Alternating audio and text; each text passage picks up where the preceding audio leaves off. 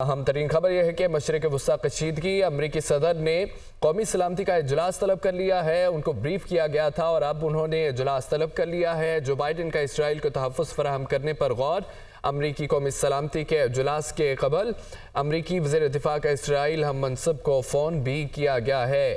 کچھ دیر پہلے امریکی صدر جو بائیڈن کو بریف کیا جا رہا تھا۔ امریکی صدر نے قومی سلامتی کا اجلاس طلب کر لیا ہے۔ جو بائیڈن نے اپنی چھٹیاں منسوخ کر کے وائٹ ہاؤس کا رخ کیا اور ان کو بریف کیا جا رہا تھا، اور اب امریکی صدر نے قومی سلامتی کا اجلاس طلب کر لیا ہے۔ جو بائیڈن کا اسرائیل کو تحفظ فراہم کرنے پر غور، اور امریکی قومی سلامتی کے اجلاس سے قبل امریکی وزیر دفاع کو اسرائیل ہم منصب کو فون بھی کیا گیا ہے۔ خبر آپ کو دیں، تازہ ترین صورتحال یہ ہے کہ امریکی صدر نے قومی سلامتی کا اجلاس طلب کر لیا ہے۔ جو بائیڈن کا اسرائیل کو تحفظ فراہم کرنے پر غور کیا جا رہا ہے۔ امریکی قومی سلامتی کے اجلاس سے قبل امریکی وزیر دفاع کا اسرائیل ہم منصب کو فون بھی کیا گیا ہے۔ شام میں ایرانی قونصل خانے پر بمباری کا جواب۔ ایران نے اسرائیل پر براہ راست حملہ کر دیا ہے۔ ایران نے پہلے 136 ڈرونز اسرائیل کی طرف بھیجے، پھر کروز میزائل داغ دیا۔ ایرانی ڈرونز کو اسرائیل پہنچنے میں گھنٹوں لگ سکتے ہیں۔ حملے کے بعد اسرائیل کا دفاعی نظام متحرک۔ امریکہ اور اسرائیل نے حملے کی تصدیق بھی کر دی ہے۔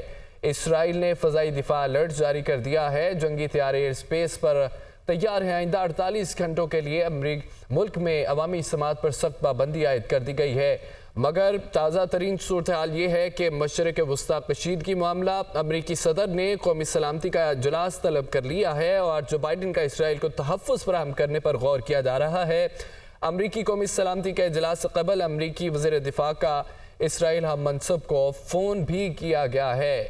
شام میں ایرانی قونصل خانے پر بمباری کا جواب۔ مشرق وسطی کشیدگی معاملہ۔ امریکی صدر نے قومی سلامتی کا اجلاس طلب کر لیا ہے۔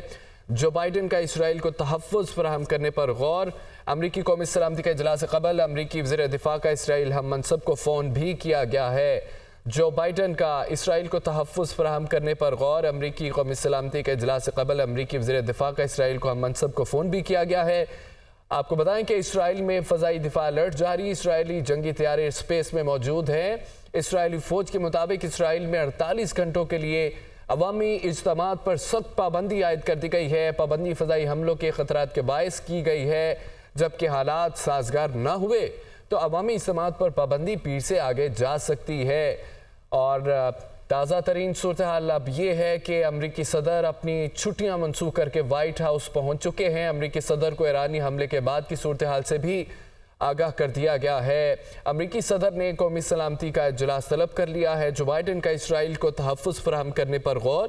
امریکی قومی سلامتی کے اجلاس سے قبل امریکی وزیر دفاع کا اسرائیل ہم منصب کو فون بھی کیا گیا ہے۔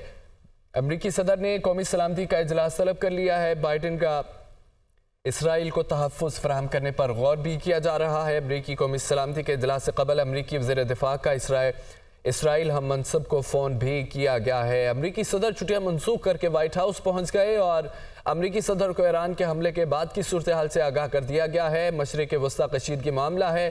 امریکی صدر نے قومی سلامتی کا اجلاس طلب کر لیا۔ جو بائیڈن کا اسرائیل کو تحفظ فراہم کرنے پر غور۔ امریکی قومی سلامتی کے اجلاس سے قبل امریکی وزیر دفاع کا اسرائیلی ہم منصب کو فون بھی کیا گیا ہے۔ مشرق وسطی کشیدگی معاملہ۔ امریکی صدر نے قومی سلامتی کا اجلاس طلب کر لیا ہے اور خبر یہ ہے کہ شام میں ایرانی قونصل خانے پر بمباری کا جواب۔ ایران نے اسرائیل پر براہ راست حملہ کر دیا ہے۔ ایران نے پہلے 136 ڈرونز اسرائیل کی طرف بھیجے، پھر کروز میزائل داغ دیے۔ ایرانی ڈرونز کو اسرائیل پہنچنے میں گھنٹوں لگ سکتے ہیں۔ ذرائع کا یہ کہنا ہے کہ اسرائیل پہنچنے میں ڈرونز کو تقریباً 9 گھنٹے لگ سکتے ہیں۔ حملے کے بعد اسرائیل کا دفاعی نظام متحرک۔ امریکہ اور اسرائیل نے حملے کی تصدیق بھی کر دی ہے۔ خبر یہ ہے کہ امریکی صدر نے قومی سلامتی کا اجلاس طلب کر لیا ہے۔ جو بائیڈن کا اسرائیل کو تحفظ فراہم کرنے پر غور بھی کیا جا رہا ہے۔ امریکی قومی سلامتی کے اجلاس سے قبل امریکی وزیر دفاع کا اسرائیل ہم منصب کو فون بھی کیا گیا ہے۔ اسرائیل نے فضائی دفاع الرٹ جاری کر دیا۔ اب جنگی طیارے اسپیس پر تیار ہیں۔ آئندہ 48 گھنٹوں کے لیے ملک میں عوامی اجتماعات پر سخت پابندی عائد کر دی گئی ہے۔ آپ کو بتائیں کہ پابندی فضائی حملوں کے خطرات کے پیش نظر کی گئی ہے۔ حالات اگر سازگار نہ ہوئے تو عوامی اجتماعات پر پابندی کا وقت بڑھا دیا جائے گا۔ اسرائیلی فوج کا یہ اعلان تھا۔ آپ کو اپڈیٹ کرتے چلیں تازہ ترین صورتحال کے حوالے سے کہ ایرانی حملہ اردن نے حملوں کے بعد فضائی حدود بند کر کے ہنگامی حالات نافذ کر دیے ہیں۔